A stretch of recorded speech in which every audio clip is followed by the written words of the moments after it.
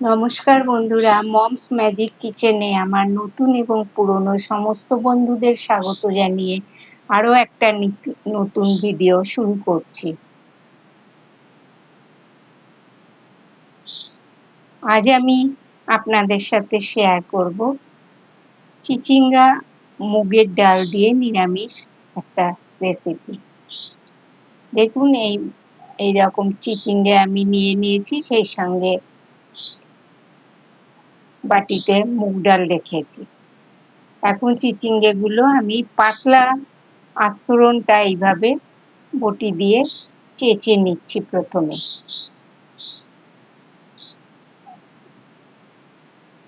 এইভাবে এক এক করে আমি সমস্ত চিচিঙ্গেগুলোর পাতলা ওপরের আস্তরণটা চেঁচে নেব। তারপর চিচিঙ্গেগুলোকে ভালো করে ধুয়ে, এই দেখুন সমস্ত চিচিঙ্গে পরিষ্কার করে আমি ধুয়ে এবার কেটে নেব।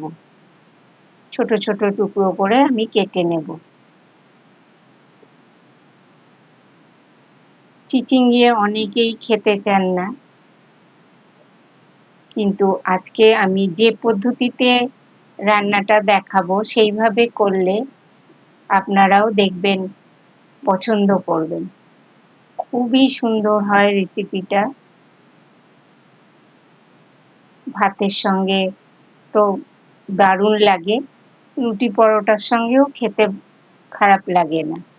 এইভাবে আমি সমস্ত চিচিঙ্গেগুলোকে ছোট ছোট টুকরো করে কেটে নেব।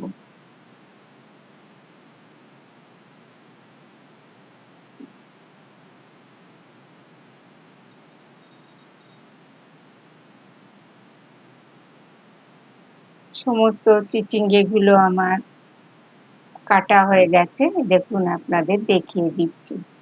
এবার আমি মূল প্রসেসে চলে যাচ্ছি। এখানে আমি মুগ ডালটা ভিজিয়ে রেখেছিলাম, সেটা জল ঝরাতে একটা ছাঁকনির মধ্যে দিয়ে দিয়েছিলাম। কড়াই বসিয়ে দিয়ে কড়াইটা গরম হতে মুগ ডালগুলো দিয়ে দিলাম। এগুলো একটু নেড়ে চেড়ে ভেজে নেব। একটু সামান্য রং হওয়া পর্যন্ত আমি ভালো করে নেড়ে চেড়ে ভেজে নেব।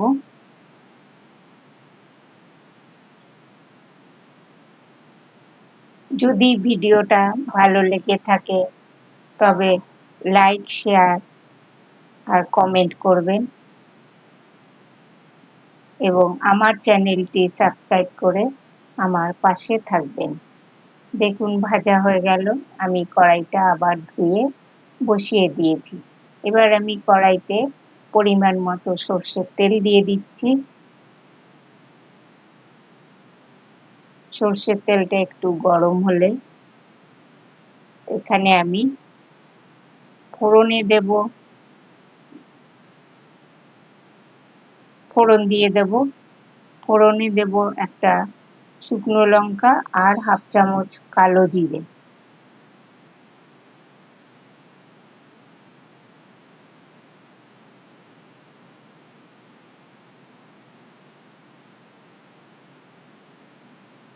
ফোড়নটা একটু নেড়ে চেড়ে ভাজা করে নেব।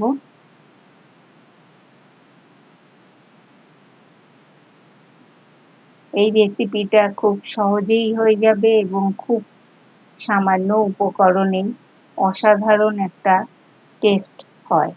আপনারা অবশ্যই বাড়িতে করে দেখবেন। ফোড়নটা ভাজা হয়ে গেছে, এখন আমি কেটে ধুয়ে রাখা চিচিঙ্গাগুলো দিয়ে দিলাম। সমস্ত চিচিঙ্গা আমার দেওয়া হয়ে গেল। এবার খুব ভালো করে নেড়ে চেড়ে চিচিঙ্গাগুলো একটু ভেজে নিতে হবে।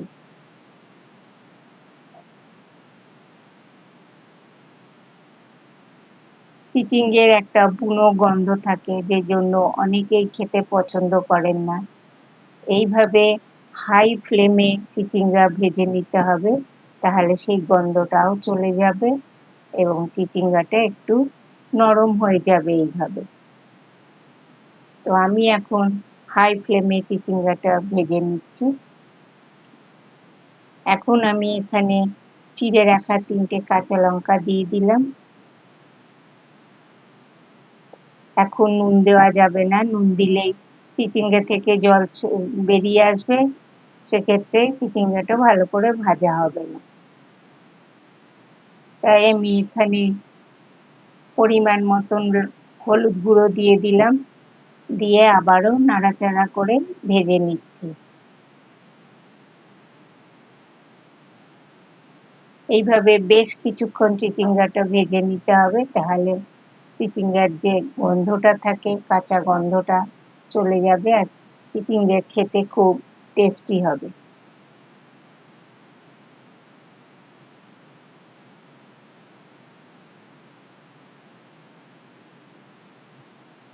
বেশ কিছুক্ষণ নাড়াচাড়ার পর আমি একটা ঢাকনা চাপা দিয়ে দিলাম।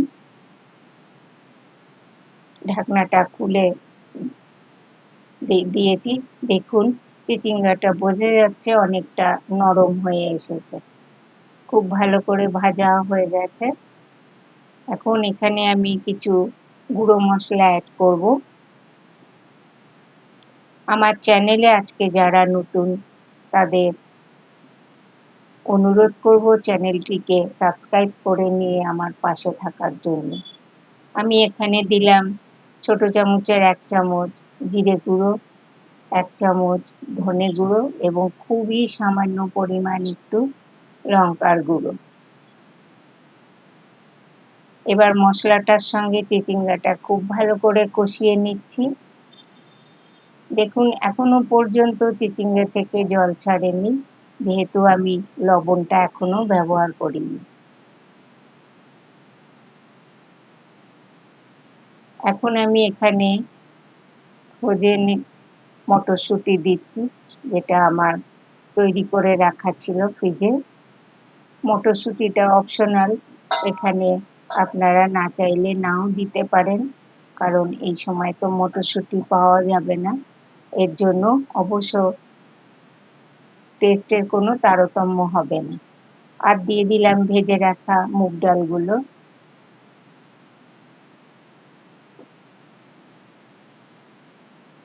দিয়ে সমস্ত কিছু খুব ভালো করে নেড়ে চেড়ে নিচ্ছি, সেই সঙ্গে মশলাটাও কষানো হয়ে যাচ্ছে।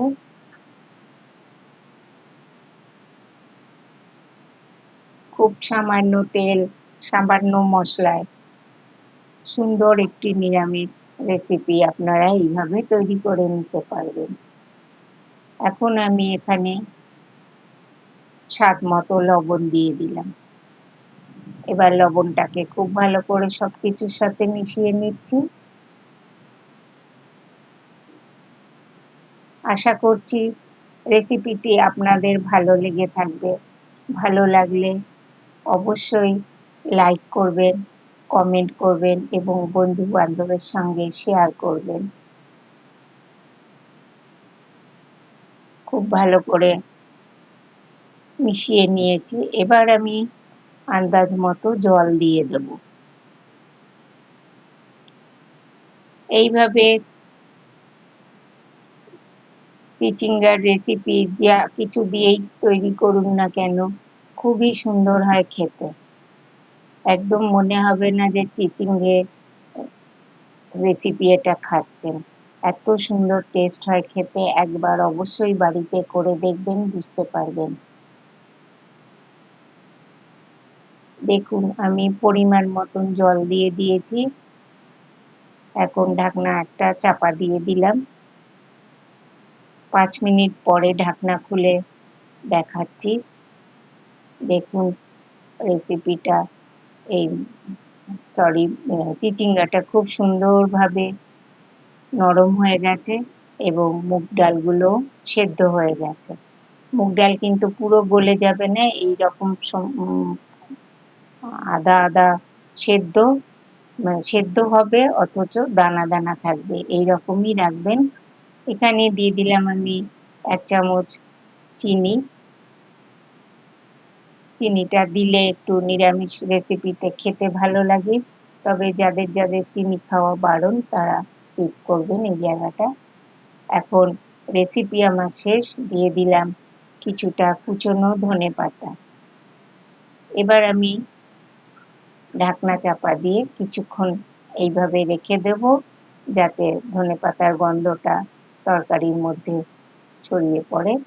তারপর আমি আপনাদের পরিবেশন করে দেখাচ্ছি। আজ তাহলে এই পর্যন্তই। আবার ফিরে আসছি পরবর্তী কোনো রেসিপি নিয়ে। ততক্ষণ পর্যন্ত আপনারা ভালো থাকুন, সুস্থ থাকুন এবং আমার চ্যানেলটিকে সাবস্ক্রাইব করে আমার পাশে থাকুন।